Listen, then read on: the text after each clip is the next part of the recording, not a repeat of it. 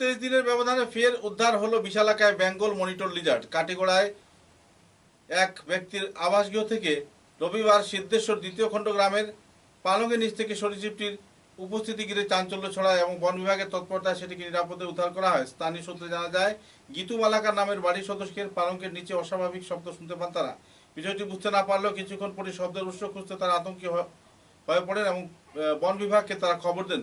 সেই সঙ্গে বন বিভাগের কর্মকর্তারা সিদ্ধেশ্বর গ্রাম পঞ্চায়েত সভাপতি রিপন নাথকে জানান এবং উনি রিপন রায় অন্যান্য সবাইকে নিয়ে গিয়ে বন বিভাগের কর্মকর্তাদের নিয়ে এই বেঙ্গল মনিটর লিজার্ডকে উদ্ধার করেন।